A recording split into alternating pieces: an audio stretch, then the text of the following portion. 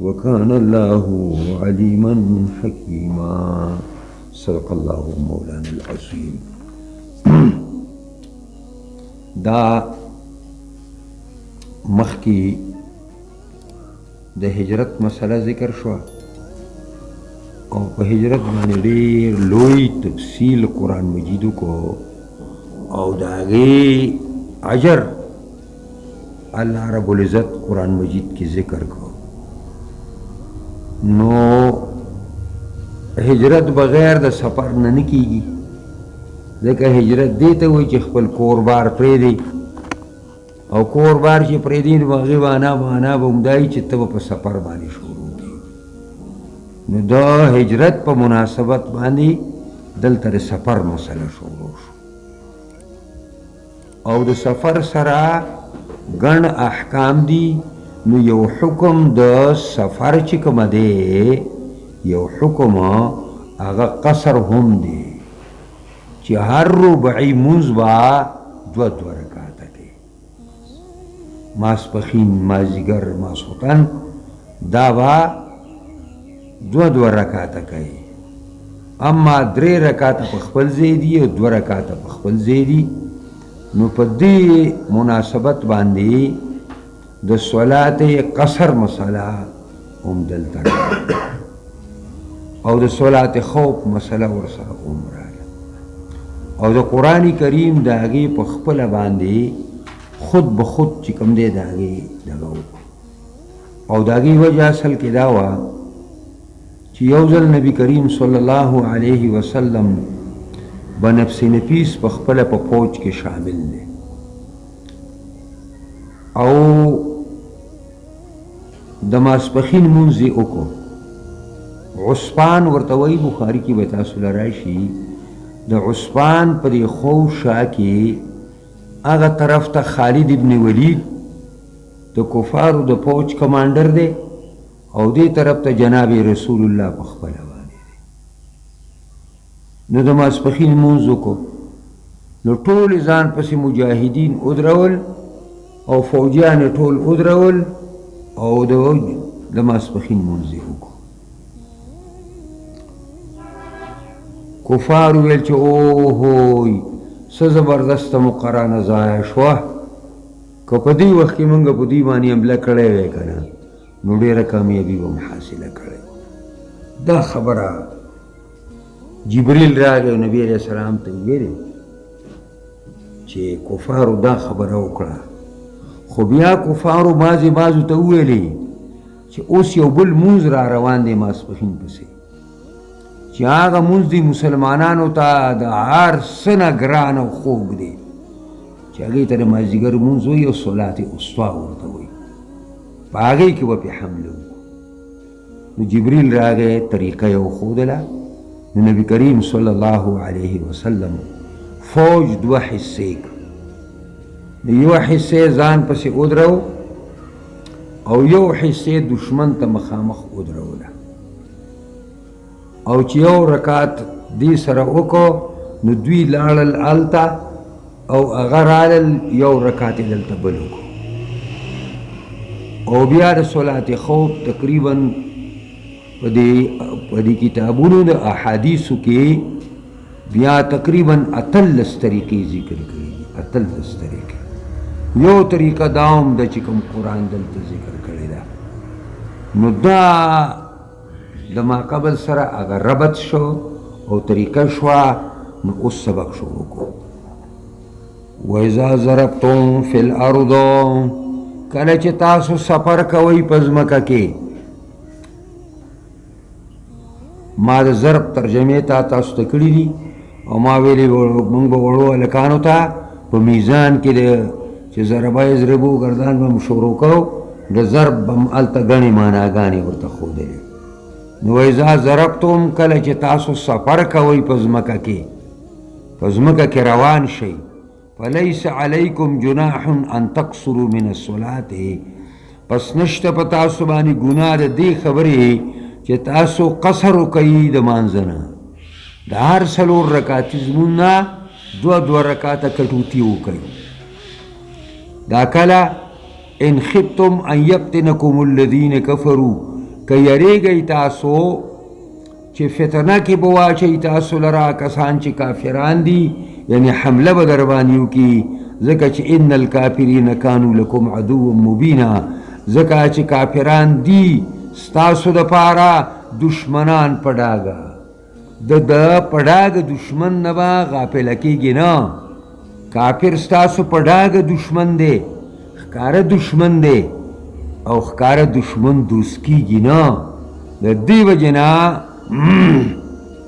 تاسو د یری په صورت کې بیا دا وکړئ اوس مسله دا ده چې آیا دا 2 رکعاته مونځ د دې سبب خوف د دشمن خوف دی او که نه د دې سبب سفر دی نو تحقیق دا دی چې د دې سبب او شرط سفر دی که یره نه که یره ای او که یره نه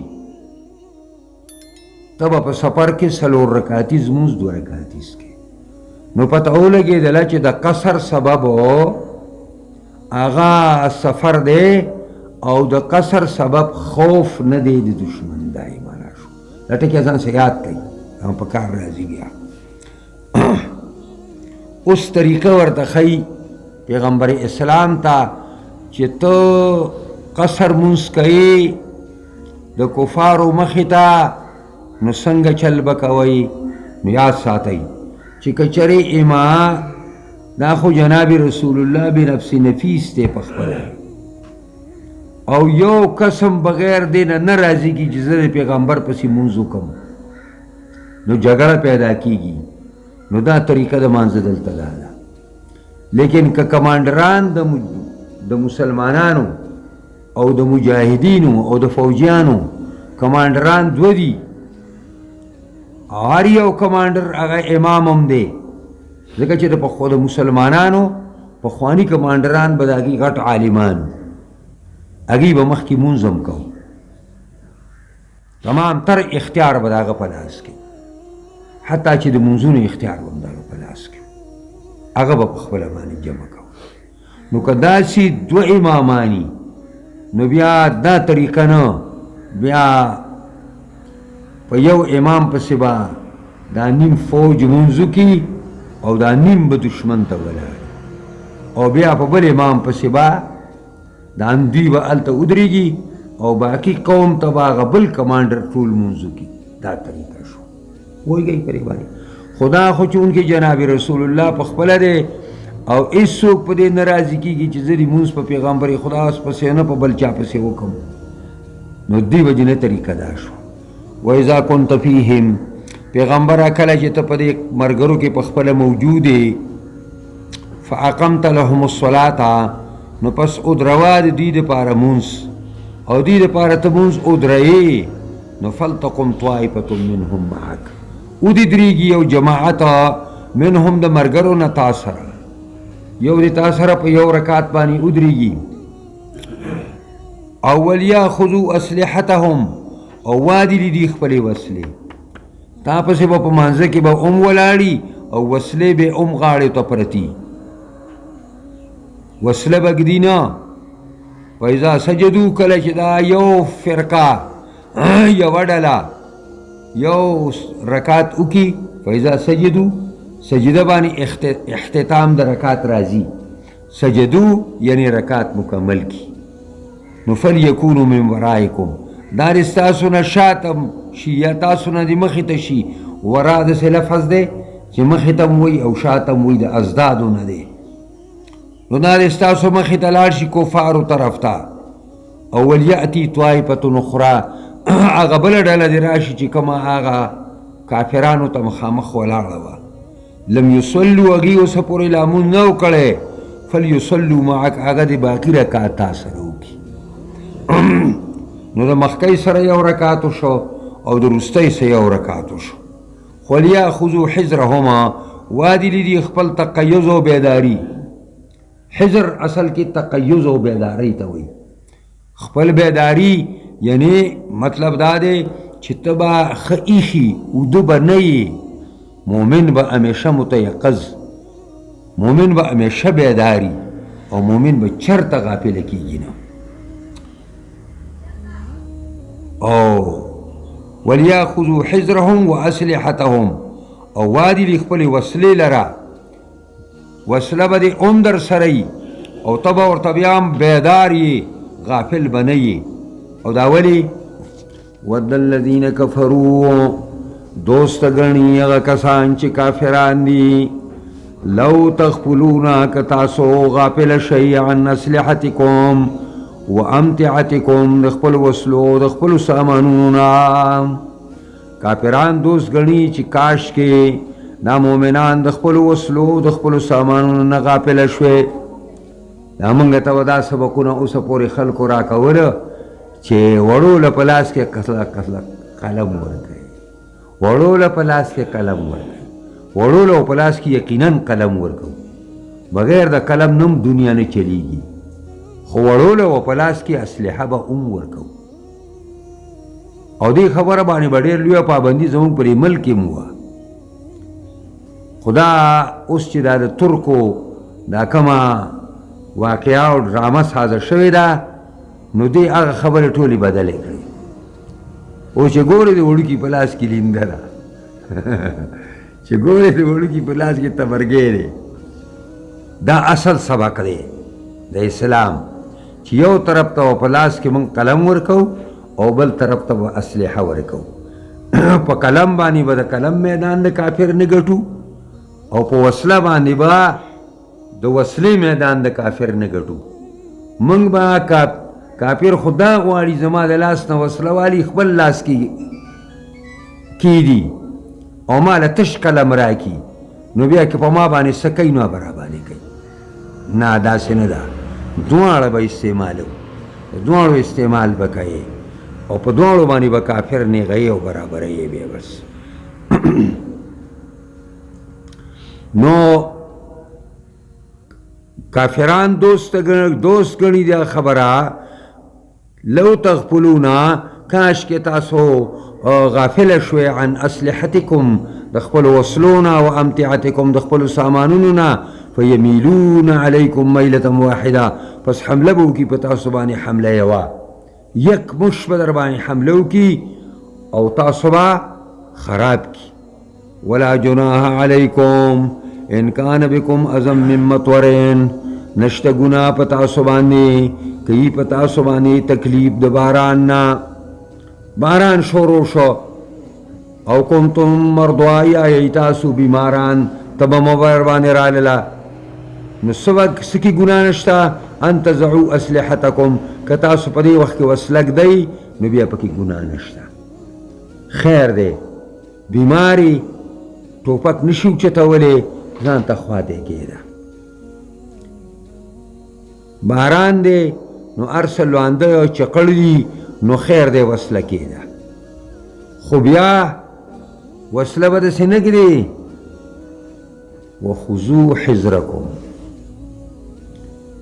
والی خپل تقیز، وسله به در څخواته پرته وي، خو ته به هر وختې په خیال کې ساتې چې که ما ته ضرورت راشي نو چې زه په یو آن کې روچته کم او د کافر مقابله وکړم. تقیز به نه یېروئ، وسله به ږدئ خو تقیز به نه ږدئ، بیداري به نه ږدئ. ان الله اعد للکافرین عذابا مهینا، یقینا الله تیار کړی دی د کافرانو دپاره عذاب سپکوونکی. کافر به الله تعالی اخري کار سپکوي. که مؤمن په اصلي معناګانو کې مؤمن شو او په الله باندې بروسه او اعتماد پیدا شو، نو کافر به د هغې مقابله کې همیشه دپاره سپک او ارزان وي.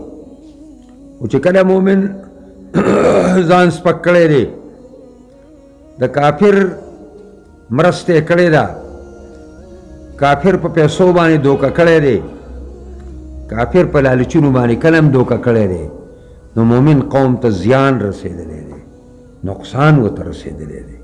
فاذا قضیتم الصلاة، کله چې تاسو مونځ سرته ورسوئ او دا صورت ختم شو، اوس یره نشته، نو فاذکروا الله قیاما وقعودا، یادوي الله لره په ولاړه باندې او یادوي الله لره په ناسته باندې وعلى جنوبکم او یادوي الله لره په اړخونو باندې. معنا دا شوه چې مؤمن او مجاهد او فوجي اسلامی فوجي دا به د خدای ذکر ډیر کوي، بیا اندازې به کوي، د مونځ په صورت کې به هم کوي او د مانځه نه علاوه که دی په محاذ کې ولاړ دی، که دی په مورچه کې ناست دی او که دی دمه کوي او ډډې اچولې ده، په دې درې واړو صورتونو کې به الله نه هېروي. مؤمن به الله په هېڅ صورت کې نه هېروي. او دا یاد ساتئ چې مؤمن ته کلم الله یادي، چرته به د کفارو ښکارګاه ساز نشي.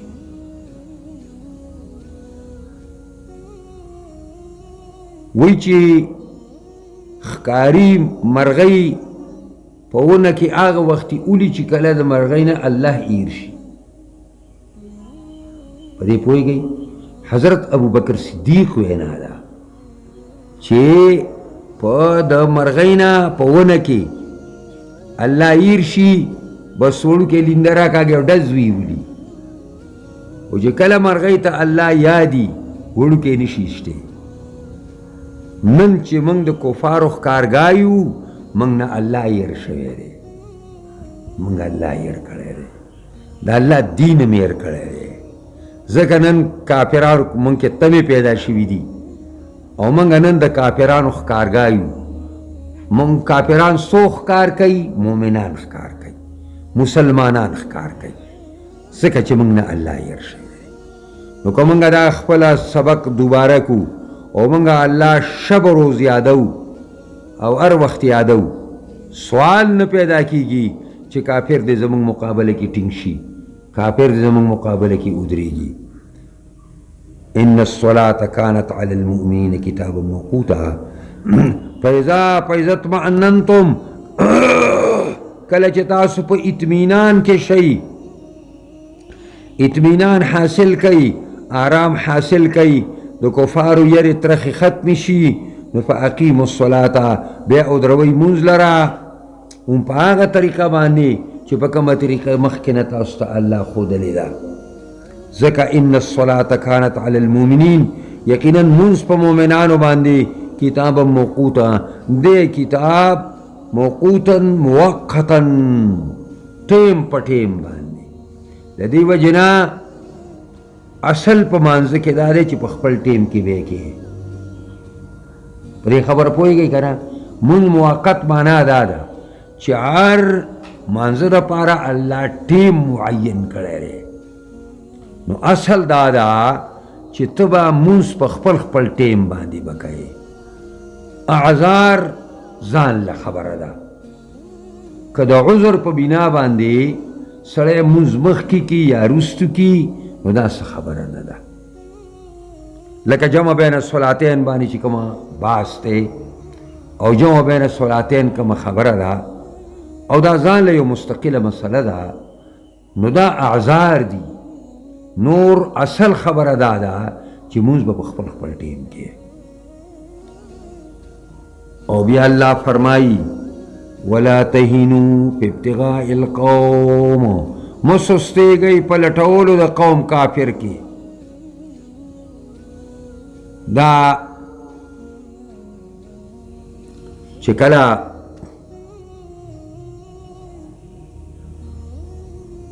دا واپس شو ابو سفیان او یو مقام ته ورسېد، نو بیا دا موږ څه چلو کو هلکه بیا زه چې ځو واپس او دا مدینه ایسته لټې لوټې کو او ختم یې کو، خبره خلاصه شي. دا موږ څنګه چلو کو؟ خبره هم په نیمګړې کې پرېښوده. نو الله رب العزت پیغمبر ته وویلې او پیغمبر صلی الله علیه وسلم خلکو ته وویلې چې یاد ساتئ که یو کس نه ځئ ځان له به ځم په ابو سفیان پسې. اوس په دې وخت کې صحابه زخمیان دي، یو طرف ته اویا کسان شهیدان شوي دي، 4 مهاجر او باقی انصاری مدینه او باقی زخمیان دي. رسول الله په خپل باندې زخمی دی. الله رب العزت مومنانو ته وایي ولا تهنوا مسستے گئی مکمزوری کی گئی فی ابتغاء القوم پا طلب د قوم کافر کے ورپسے زئی ان تکونو تعلمون کئی تاسو تعلمون دردے گئی تاسو بانے دردون دی او زخمون دی پا تاسو بانے نو ٹھیک دا فإنهم يعلمون یقیناً دا کفارم دردیگی کما تعلمون لکسن چی تاسو دردے گئی وترجون من اللہ ما لا یرجون او تاسو امیدون ساتی دا اللہ نا دا خبرو چی کافران نساتی.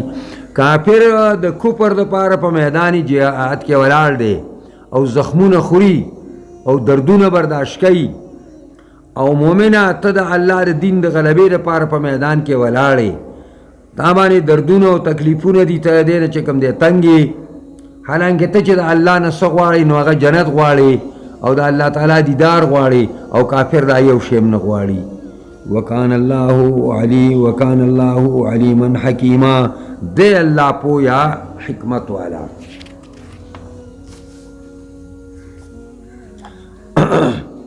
دا مسئلہ سرطا ارسیدلا انا انزلنا الیک الكتاب بالحق لتحكم بين الناس بما اراك الله ولا تكن للخائنين خصيما واستغفر الله ان الله كان غفورا رحيما ولا تجادل عن الذين يختانون انفسهم ان الله لا يحب من كان خوانا اثيما يستخفون من الناس ولا يستخفون من الله وهو معهم إذ يبيتون ما لا يرضى من القول وكان الله بما يعملون محيطا.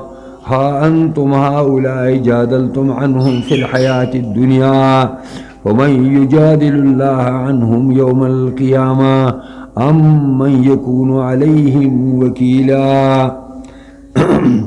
دا یو منافق دے او طعمه زوید عبیریق دا غنوم دے. طعمه زوید عبیریق او دا غرونم دی قوم و قبیلیم دا دا سی چلو کو چه دا گاونڈی دے قطعه نومی دا آغا کور تا وراوڑی دلے دے او دوڑو بوجای پرتارا آغی رو چتا کڑی دا او پا آغی کی تورا ہوندا نو دا تورا تیرا دا نو لاندی دوڑو نوتے دا نو دا داغی لگا شلولی دا دے چی کور تا نزدے شو شاتے او قتل نو نری گوندے وڑا ورپسی دا گدی نو خواہ کی گاونڈی دے یہودی اگا کرے وردن نکا او ورتے ہوئے لکھے نا بزما امانت تاثر پوتی دائی دا وس کلچ سار شو وس دا تیار بلگرہ بس شیخو دا یہودی کرا برامت شو. یہودی ویل چی دا خماسا ما کرا طعمی خیلے طعمه زوی دا عبیریق راوڑے دے او ما تا ویلی چی دا خود زما سرا زما امانت دے تا سر بپروتی. بسو طعمه انکارو کو طعمرون رالل ویچ یا رسول اللہ گورا دا سڑے یہودی دے او دا زمانگا رور مسلمان دے او دا اس چکم دینو زمانگا دا رور شرمیگی او دا کارم دی یہودی کرے دے. نبی علیہ السلام ذہن کے ناس تا چې واقعي دا کار به د یهودي کړی نو یهودي ملزم شو، یهودی نه به اوس لاس پکټ کیږي. بس په دې کې آیاتونه نازل شو. کوم آیاتونه؟ اوس زه وایم درته دا آیاتونه نازل شو.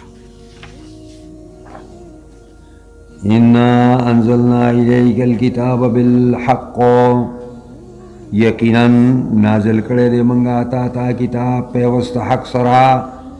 پیغمبر خدا تعالی وی د حق سره مې دل یو کتاب در کړی دی او در سره پاره مې در کړی دی لتحکم بین الناس، دې دپاره چې فیصله وکړي په منځ خلکو بما اراک الله، په هغې باندې چې الله تا ته د هغې تعلیم در کړی دی. ولا تکن للخائنین خصیما، مه کېږه د خیانتګرو دپاره پردار. دغه طعمه غل دی، غل خائن دی، د ده ملګرتیاونه کې ګورې مه کېږه د خائنانو دپاره خصیمن پردار. او چې دا زړه کې دې راغلي وو چېره دا مسلمان بچ کول پکار دي او کیدای شي دا هم دی د یهودي دا کار کړی، نو واستغفر الله، بخښنه وغواړه د الله نه. ان الله کان غفور رحیما، یقینا دی الله بخونکی و مهربان. ولا تجادل عن الذین یختانون انفسهم، پیغمبره جګړې مه کوه د هغې کسانو په باره کې چې خیانت کې اچولي خپل ځانونه. د طعمه او د طعمه د رونو ملګرتیاونه کې ګورې. ان الله لا يحب من كان خوانا اثیما، یقینا الله دوست نه ګڼي هر هغه څوک چې ډېر لوی خیانتګره، اثیما لوی ګناهګار. یستخفون من الناس، دا خلق ځان پټوي د خلکو نه. دا منافقان دا د طعمرونه او دا طعمه دي، دوی ځان پټوي چې کوم دی د خلکو نه. ولا یستخفون من الله، او ځان نه پټوي د الله نه چې د الله نه به کوم ځای کې پټ شي. او وهو معهم، حال دا دی چې الله رب العزت د دوی سره دی. اذ یبیتون ما لا یرضى من القول، کله چې دا دوی شپه تېروله په هغه خبرو باندې چې هغه پسند دې نه وي د وینا نه. څه معنا شوه؟ یعنې دوی د شپې سلاګانې کولې چې موږ به را خپل رور طعمه به څنګه بچ کړو او دا یهودي به په دې باندې څنګه موږ راګیر کړو. وکان الله بما یعملون محیطا، دی الله پای باندې چې تاسو کوئ ګیر اچوونکی عالم. ها انتم هؤلاء جادلتم عنهم فی الحیات الدنیا، تاسو دا کسان یئ جګړې کوئ عنهم د دې خائنانو نه په دې ژوند د دنیا کې، دا طعمه او د طعمرونه بچ کول غواړئ. فمن یجادل الله عنهم یوم القیامه، پس څوک دی چې جګړه به وکړي د دې په باره کې د الله سره په ورځ د قیامت باندې. ام من یکون علیهم وکیلا، او کنه څوک به شي په دې باندې د دې کار سازونکی چې هلته بیا د الله تعالی نه خلاص کړي. دا هغه مشهوره واقعه وه چې دې آیاتونو کې دې ته اشاره وه. ومن یعمل سوءا او یظلم نفسه، څوک چې وکړي بدکار لره، بدکار وکړي. سوء نه دلته مراد داسې عمل وکړي چې د هغې ضرر ده ته هم دی او غیر ته هم دی. او یظلم نفسه، او یا زیاتې وکړي په خپل ځان باندې، ځان له په خپل نفس باندې ظلم دا دی چې دی ځان له ګناه وکړي او ځان له ارتکاب د خطایا وکړي، بل چاته ضرر نه. ثم یستغفر الله، بیا بخښنه وغواړي د الله نه. یجد الله غفور رحیما، نو اوبه مومي الله لره بخونکی او مهربان. ومن یکسب اسما، څوک چې کسب کی گناه لره، فانما یکسبه علی نفسه، خامخا کسب کوي دی لره په خپل ځان، علا د پاره د ضرر دی، یعنی دغه گناه د کسب کولو ضرر خود د په نفس باندې دی. وکان الله علیما حکیما، دی الله پویا حکمت والا.